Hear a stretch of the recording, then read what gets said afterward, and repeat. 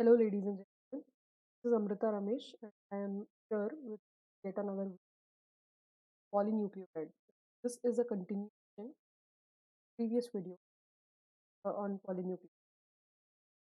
So, I guess last class session we stopped at common and rare base pairing, right?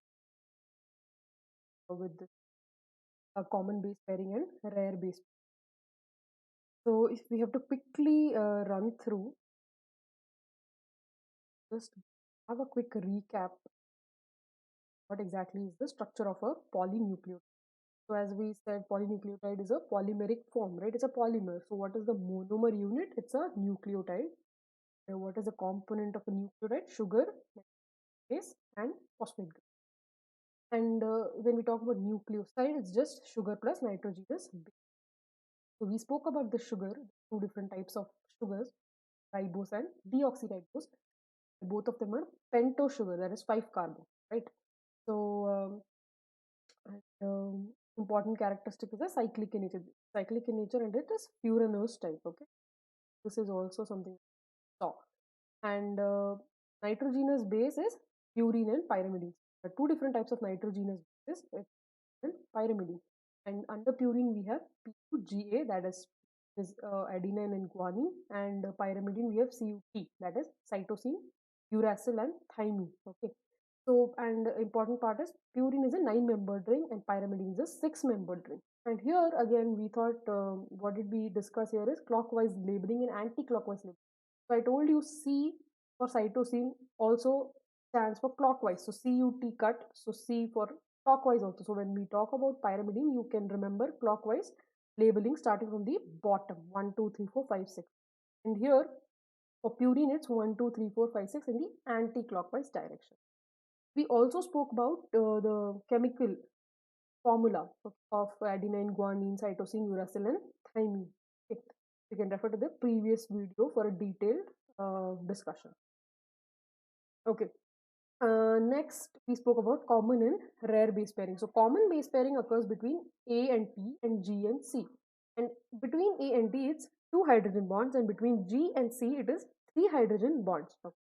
Now, what we said about rare base pairing. Rare base pairing, let me do it again. Let me go over it again for people who have not understood. When does rare base pairing first thing occur is when there is a lot of mutation. Supposing there is a mutation, supposing there is an error during replication process.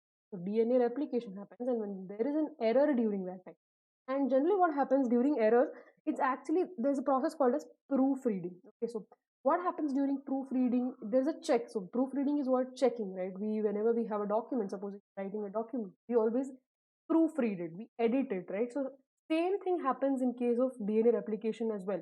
Okay, now what happens at times the proofreading process is not so good. Okay, it's not really error free. Okay, so what happens? It's not foolproof. Okay, so what happens at that time? There is a chance that it skips. Okay, the wrong bases they are missed. Okay, so when we overview them, okay, when we tend to miss that, what happens? We tend to miss and not catch the error. What happens? We overlook it. Okay, so when we overlook the mistake and just pass on, that is when these errors are possible. Okay, so that is when rare base pairing occurs. Now, what exactly is rare base pairing? When A binds with C, okay, forms a bond basically with C and 2 hydrogen bonds.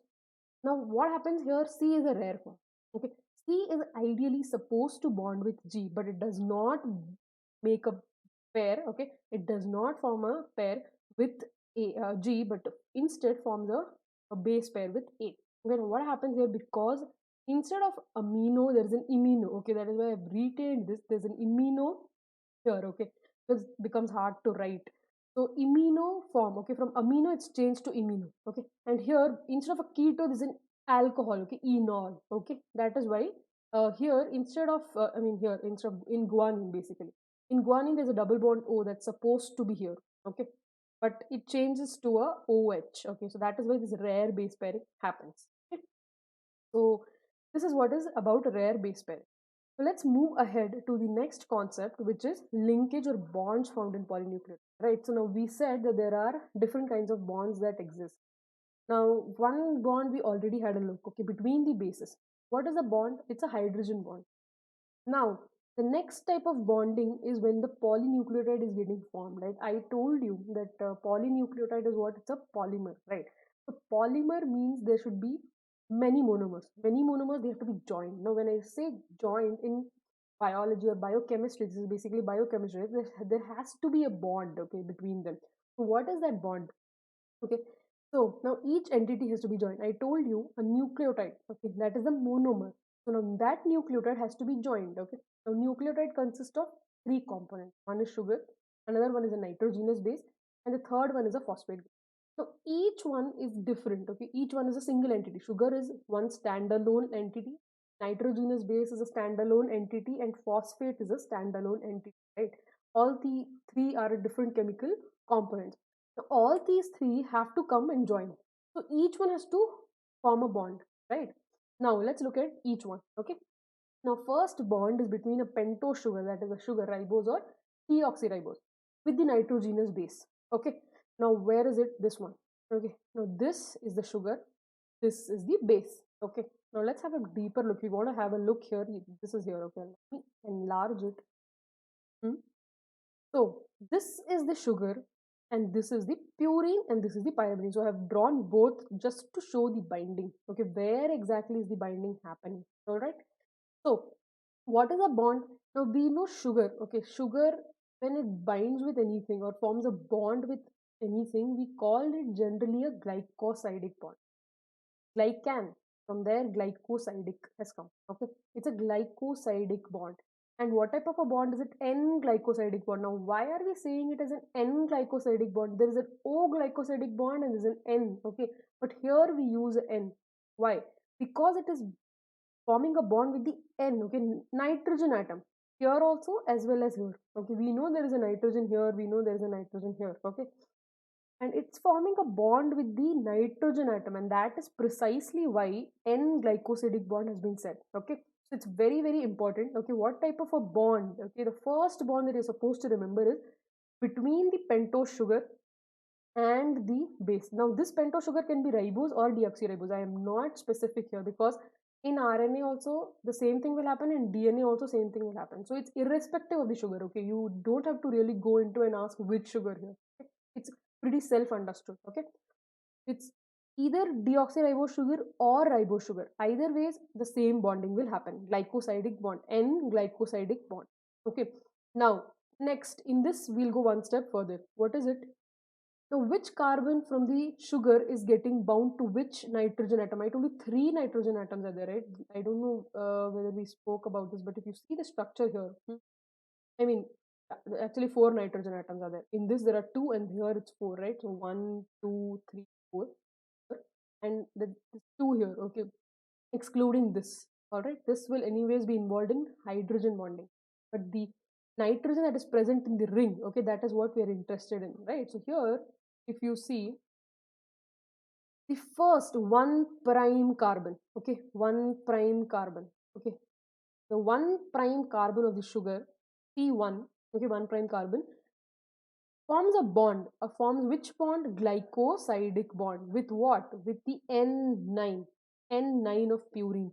Now don't get confused with this figure, okay, with this arrangement. It's nothing but imagine this ring, this going that side. That's it. That's the only thing. Okay, this also has a, when you start studying more deeper into this, okay, it doesn't stop here. Basically there's an anti form, there's a syn form, okay, and this form is what is more stable. Okay, that is why probably it is forming this. Okay? So one prime carbon, and I don't think at this level you have to go so much deep into the topic. Okay, so here you have to remember one prime carbon of the sugar is uh, forming a bond. Which bond? Glycosidic bond with the N9 of purine.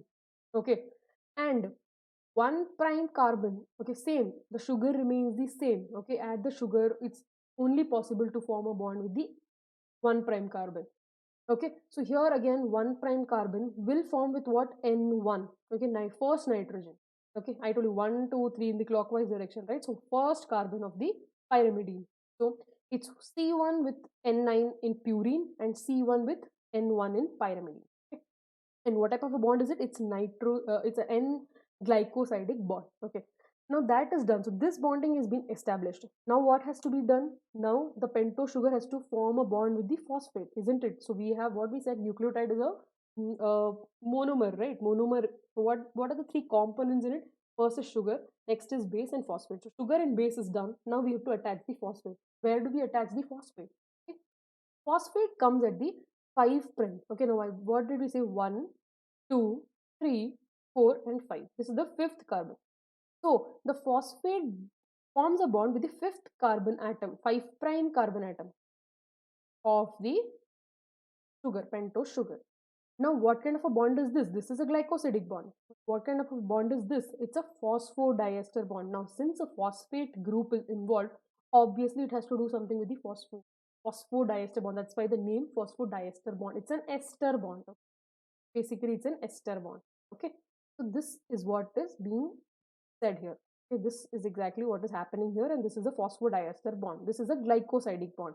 So there are two important bonds. One is a glycosidic bond between the pentose sugar and the base. That is the first 1 prime carbon atom to the respective nitrogen atoms at purine, that is N9, and pyrimidine, that is N1. Okay, nitrogen 1. And with the phosphate, it's at the 5 prime carbon atom. Okay, so that's a phosphodiester bond. Next. Now, what exactly forms the backbone of the polynucleotide chain? Or when we talk about DNA, probably we'll come to this again. Okay. Now, what type of a reaction is it? What type of a reaction is happening between the 5 prime phosphate and 3 prime OH? Okay, now let's go first before we go into this. Let's talk about the structure of a DNA and then come back to. Okay. Now, structure of a DNA. Okay, now we are actually talking about the structure of the DNA. Now, so far we were talking about polynucleotide in general. Okay. But now we are going to talk specifically about the DNA structure. Okay.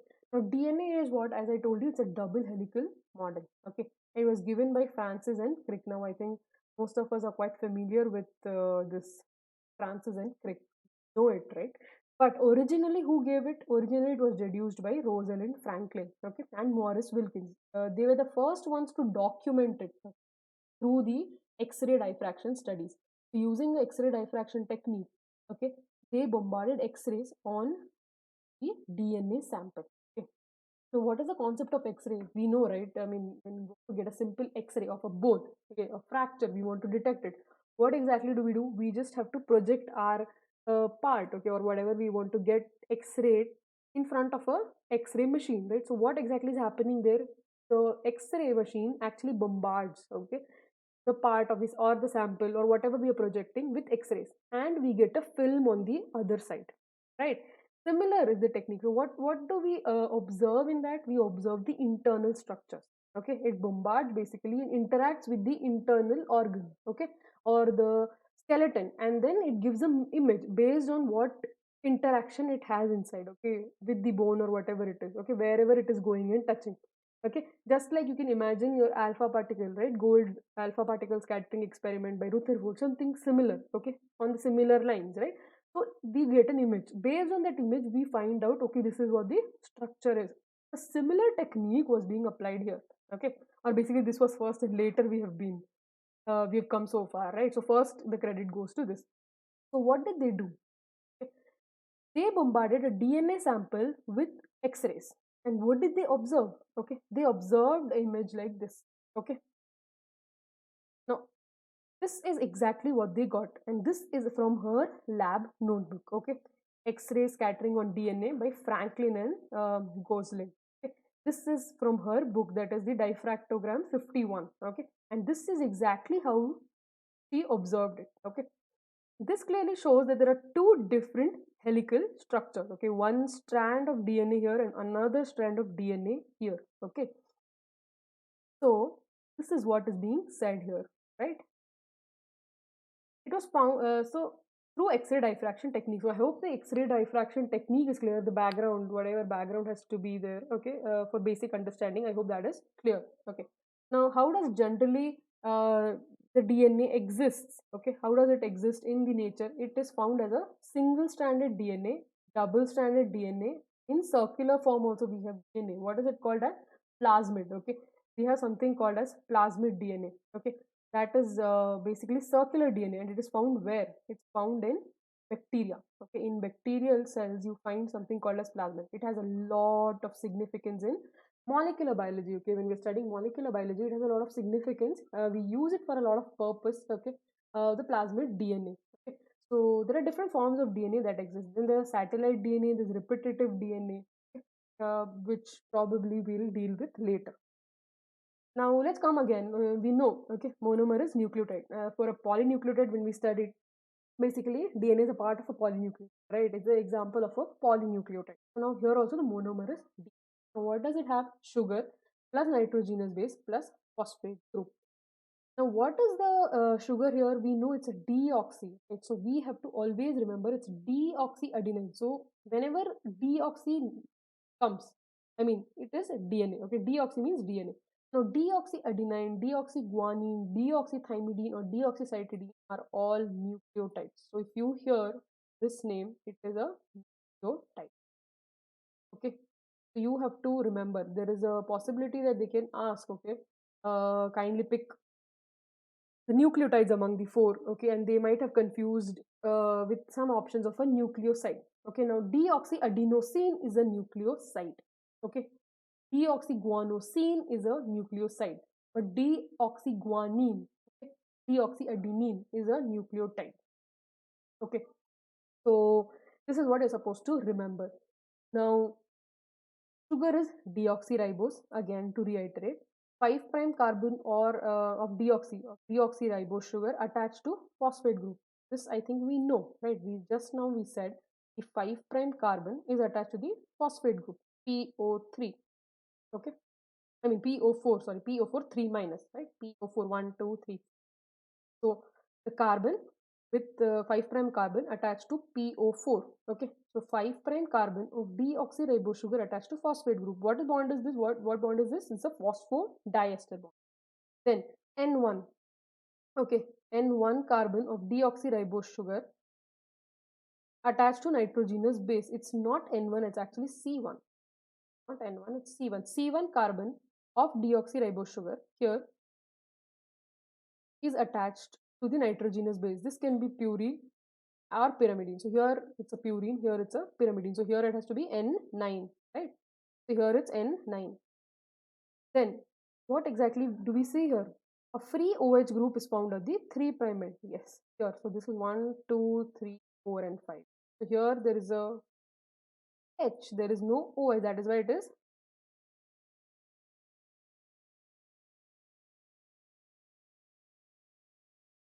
Okay.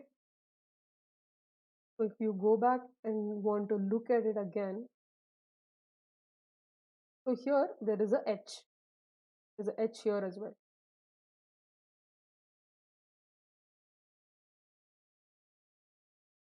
So this is a H and this is a H. Here it is OH. Okay. So here there is a free OH. Okay. If you go back and have a look here, there is a free OH here, right? So this OH is free. So it can go and bind with another phosphate. Okay. Here also, because of this OH, we can have a bond form, phosphodiester bond formed between the phosphate, right? So here also there is a OH. It can again form a phosphodiester bond, okay, with another phosphate. So here, this is what exactly is happening. So this is again a phosphodiester bond. This is what is a phosphodiester bond.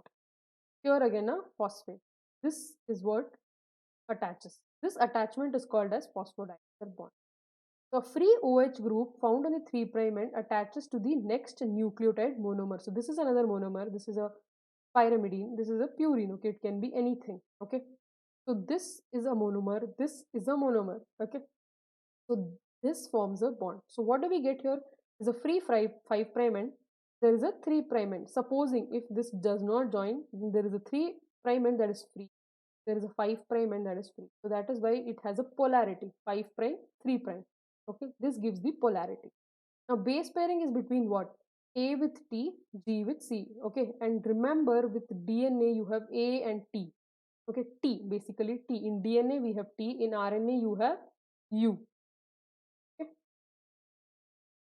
So remember, in RNA you will not find thymine, and in DNA you will not find uracil. That is a major difference. Okay, chemical difference between DNA and RNA. If someone asks, what is the chemical difference? It's uracil in RNA and thymine in DNA. Okay, this is what is important here. Now, let's go to the features of a DNA double helix. Okay, now we know DNA exists as a double helix. Okay, now this is exactly how the helix looks. Now, what kind of helix is this? Right-handed helix. Okay, it is like this, right? So that is why it's a right-handed helix. Had it been like this, it would be a left-handed helix. Now, what left-handed helix does exist? Okay, of zDNA. zDNA is a left-handed helix, but a and B DNA is a right-handed helix. Now, what is the feature of this helix? What is important to note in this helix is what we are going to look at. The diameter is 2 nanometer, okay, or 20 angstrom, okay, 2 nanometer or 20 angstrom, 2 into 10, okay, so my angstrom is into 10, okay, so it's either 2 nanometer or 20 angstrom, okay. Now, pitch of the helix. Now, what is the pitch of the helix? 1 turn, okay, 1 turn is the pitch of the helix. How much is it? It's 3.4 nanometer on in terms of angstrom, it is 34 angstrom. Okay, very important. Number of bases in 1 turn. So if someone asks how many bases are found in this 1 turn, okay, in 1 turn of the helix, how much is it? 10.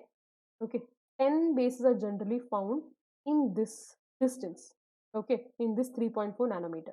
Now, very obvious, right? Between these two, if I want to know the distance, okay, between these two bases, between this and this, okay, it will be obviously 3.4 or 34 angstrom divided by 10, that is 0.34 nanometer or 3.4 angstrom.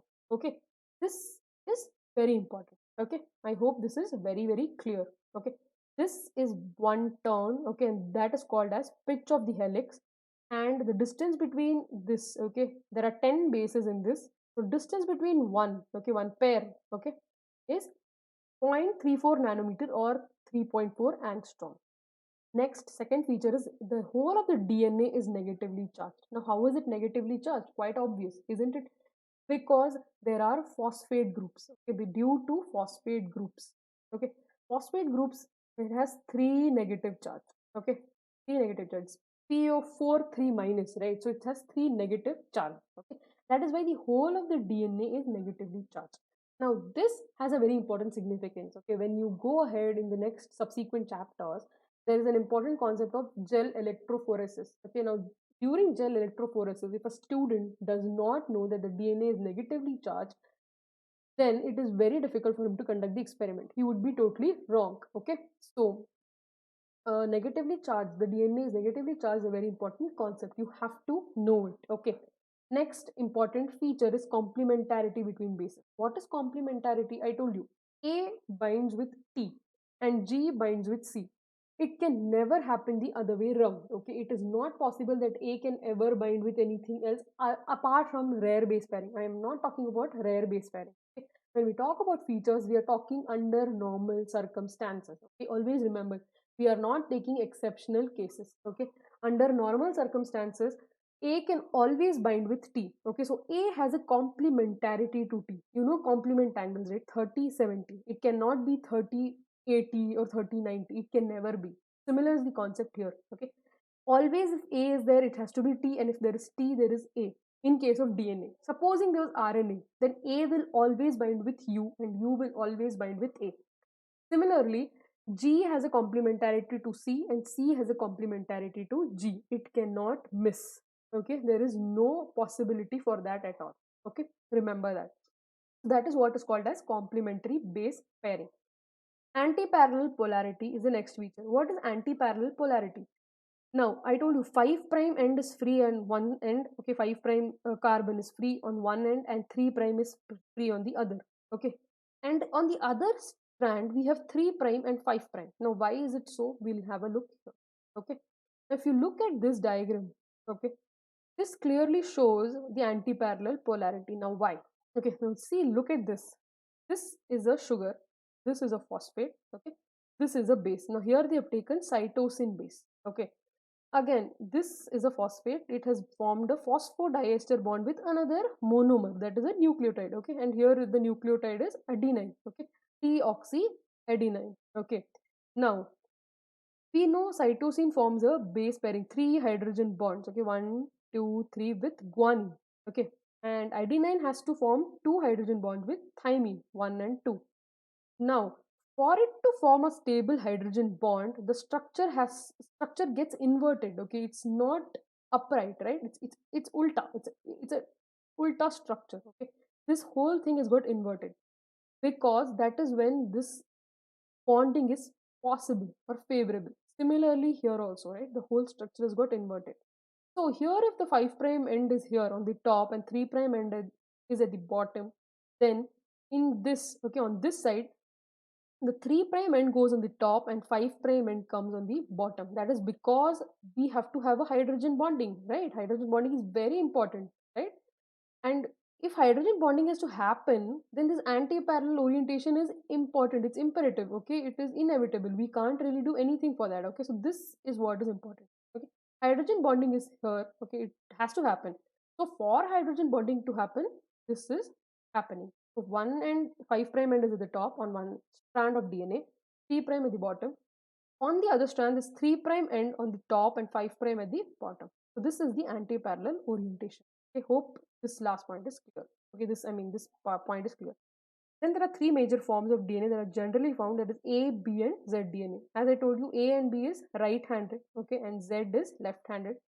That's not the only difference. There are many more differences, okay, regarding the pitch and the diameter and everything, but that is something to be dealt with in detail, and I don't think at this point it is important. Okay.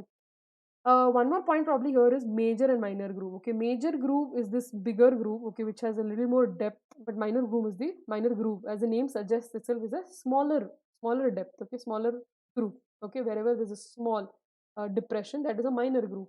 But there's a bigger depression, right? So that is a major groove. That's all with this.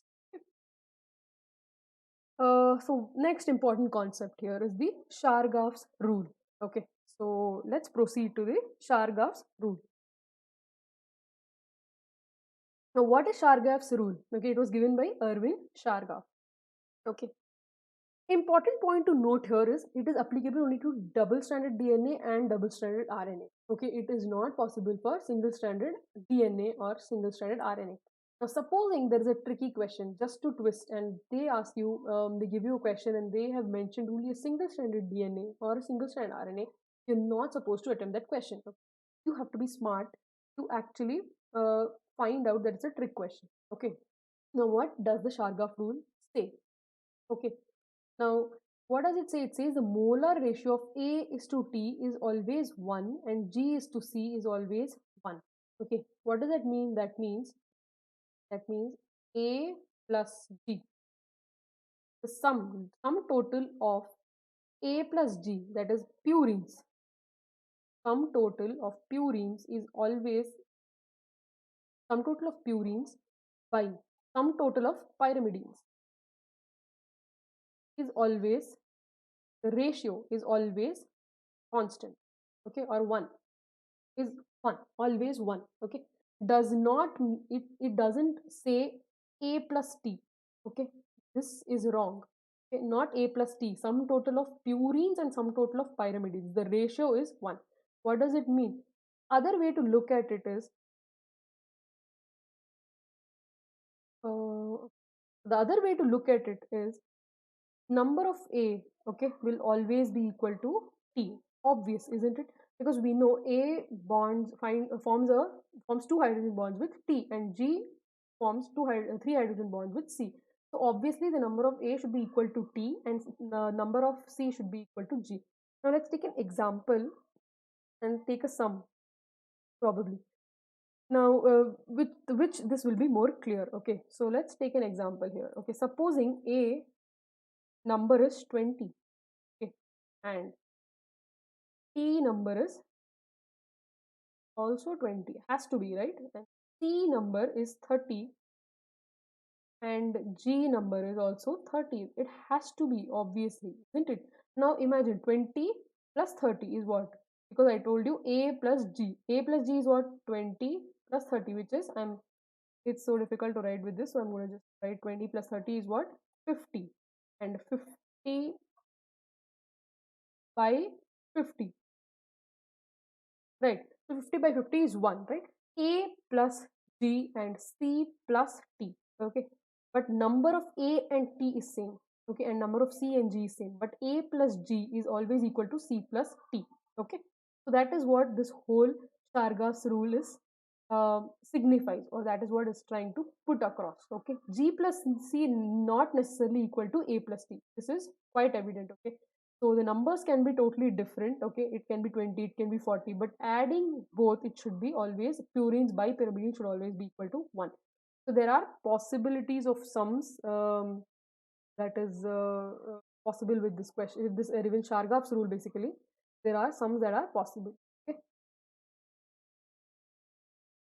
So let's move ahead to the next topic, that is sense and antisense DNA. What is sense and antisense DNA? Okay. Now, when we start talking about transcription or translation, okay, we have a topic where we'll come across. So we'll talk a lot about polarity of the DNA. Okay, like I told you, anti-parallel polarity of the DNA. Now, one strand of DNA has 3 prime to 5 prime. Okay, and another strand of DNA has 5 prime to 3 prime. Okay, now we know that only one strand of DNA will be coding for the mRNA. Okay, it's not that both the strands will form mRNA. Why? Because RNA is single stranded generally, right? Unless and until it is the genetic material, it is not double stranded. Okay, so imagine here one DNA strand gives one mRNA, another DNA strand gives another mRNA. Both the mRNA will be complementary. They will also form double stranded RNA, which is an error, right? It is not possible that it can happen inside the human body. Okay, so what happens here? Only one strand of mRNA is possible. Okay, but if it's a genetic material in viruses, it is possible to have double stranded RNA. Okay, now which of these two will form an mRNA? Which of these two will code for an mRNA? That is the question. And that is what this question gives rise to sense and antisense DNA. Okay, now what is sense? Sense is nothing but sense or coding strand. A sense strand. Don't go too much with the name. Sense or coding strand or non-template strand. Okay. Now, what is coding strand? The name is just coding strand, but it does not code for the mRNA. Okay. So this coding strand, the name has been coding strand, given coding strand, but it does not code for the mRNA. Instead, this antisense or template strand codes for the mRNA. What is a template? Using the template, we do something, right? That is what is a template. Okay, so here antisense, remember, antisense is called as the template strand. Now you have to remember, right? Antisense is template. Remember AT. Okay, at again, antisense is template strand. Now, what is the polarity of antisense strand? How do we remember this? There is again a trick. Always remember, be it DNA replication or translation or transcription, always the direction is from 5 prime to 3 prime. Okay. Always the direction of transcription, translation or replication is 5 prime to 3 prime. So if something has to move from 5 prime to 3 prime, the opposite has to be from 3 prime to 5 prime. So the template strand has to be 3 prime to 5 prime. Okay. So the template strand has a polarity of 3 prime to 5 prime. Okay. So this is the strand that acts as a template during transcription. Now this is done. The other strand, okay, this is the template strand. Now the 5 prime to 3 prime, okay, that is a coding strand. Okay, it's just given a coding strand. Name is coding strand. What does it do? Doesn't do anything. It has a 5 prime to 3 prime polarity. Obviously, it will have the same polarity as the mRNA. One more very interesting thing, has same sequence as mRNA, obviously, but there is a one key difference. As I told you, mRNA is an RNA, right? So it can't have thymine. So everywhere instead of thymine, if you replace it with uracil, that forms an mRNA, isn't it? So here if you see, 5 prime has ATGC, ATGC, right? This is a DNA strand. 5 prime, 3 prime polarity. This is a coding strand. So if you look at the mRNA, it's exactly the same. AUGC, AUGC. That's the only difference. So instead of T, we have a U. That is the only key difference in case of this. So in case if there is a question, okay, there is a possible question. There is this is again a question rich area, so they can ask a question. They will give you a strand of DNA, okay, something like this, okay, and they will not mention template, non-template, nothing, but they will ask you RNA transcript. Okay, what is the sequence on the RNA? So if you are good enough, smart enough to find out that 5 prime 3 prime is non-template and it's a coding strand, you can write the same thing except replace all the T with U. That's it. Okay? That will make it much more simpler. Okay, so this is done with so we are done with sense and antisense DNA. Now let's move ahead with the next concept, that is interactions responsible for stability of DNA. I think this I gave you a brief thing, right? That since DNA is a double helix, there has to be some interaction, okay, between the DNA, between the bases, okay. Unless and until there is some interaction between the bases or bonding between the bases, it is not possible for the DNA to remain stable, okay. So what are these interactions? These interactions are classified again into stacking interactions between the bases and hydrogen bonding. Hydrogen bonding, I think we have seen enough between the bases. We have seen enough of hydrogen bonding, 2 hydrogen bonds and 3 hydrogen bonds. So let's talk only about stacking interactions in the further slides. What is stacking interaction? They're between the bases. Now we said hydrogen bonding is also between the bases and stacking interaction is also between the bases. Now what is the difference? I'll show you what exactly stacking interaction. This. Okay, now this is a base, this is a base. This is hydrogen bond. AT, hydrogen bond. Okay. This in between these two, okay, this is stacking interaction. Okay. Now this stacking interaction is also of two types. Hydrophobic interactions. Now what is hydrophobic interactions? Let's look at it. Then next we have another one, that is van der Waals interaction. Okay. Hydrophobic interactions are major, okay, and van der Waals interactions are minor. Okay. Hydrophobic interactions will be definitely in water, right? With all the fluid that is around. Okay, now interactions, stacking interactions we have found between the bases, it is sequence dependent. Now what is sequence dependent? When there is more GC, there is higher stacking interaction. I told you, we'll come to the significance of GC. Okay, why GC is more, why why GC is more. When GC is more, it's more stable, or when AT is more, it is less stable. Okay, so why is it more stable when we say that there is more GC in this DNA? Because it has more stacking. You know, it is possible that tomorrow there is a question on NEET. There are two sequences of DNA or four different sequences of DNA. Okay, and they've been asked. You've been asked to pick up which is more stable. Okay, in the options you will have both. You have 1 and 3, 1 and 2, or just one, or whatever. And how will you decide? Based on the GC content. The more GC content in any one of the DNAs, okay, strands, you will say more stable, okay, and less AT. So there will be less AT, more GC, okay, because higher stacking interest, more stability, okay. Hydrogen bonding is minor and it's sequence independent, okay. Sequence independent in the sense it does not really depend on if there is more GC or more AT, does not really bother. Let's come to the next topic, that is the difference between DNA and RNA. Now, I think by now we are quite clear with the difference between DNA and RNA. Okay. Important first part is deoxyribose sugar, and quite obvious. Next, adenine, guanine, thymidine, and cytosine. Right. Next here is adenine, guanine, cytosine, and uracil. DNA is fairly stable, obviously, and that is precisely why it is the genetic material. And RNA is labile. Why is it labile? Why is it highly reactive? Because of the 2' OH. In DNA, this 2' OH is missing. I mean, the oxygen is not there. That is why it is 2' deoxyribose. Right? Here, the 2' OH is intact. That is why. DNA is self-replicating, but RNA is synthesized from DNA, and that process is called as transcription. Okay. So RNA is synthesized from the DNA, but DNA can be synthesized from one strand of DNA. We know the process is replication. Okay, so this is the prime difference between DNA and RNA, chemical difference. Now, probably the last topic. Okay, it's the thermal denaturation of DNA. Okay, what is thermal denaturation of DNA? From the name itself, it says thermal means heat. Now, what happens when I have a strand of DNA and I am applying heat to it? Obviously, if you have anything and if you apply a little bit of heat, there is a possibility that the bonds might get broken. Okay, so let's see what exactly happens in case of DNA. So thermal denaturation will disrupt the hydrogen bond between the bases. You know, between A and T there are two bonds, and between G and C there are three bonds. Now, if you apply heat, there is a possibility that the bonds will start breaking. Okay. Now we know, we also spoke that three bonds between G and C is much more stable than between A and T. Okay, so two bonds anyways is uh, less what we say binding. It gives less binding, but GNC is more strong. So this is more weaker, right? Now, high GC content, high melting temperature. Okay, melting temperature is exactly that temperature at which the DNA starts to melt. Now let's see here. This is a double helical structure. This is 100% intact. Now, supposing the melting temperature is 72. At 72 degrees, the DNA starts to unwind. 50% is intact and 50% has started to melt. Okay, so this temperature is 72.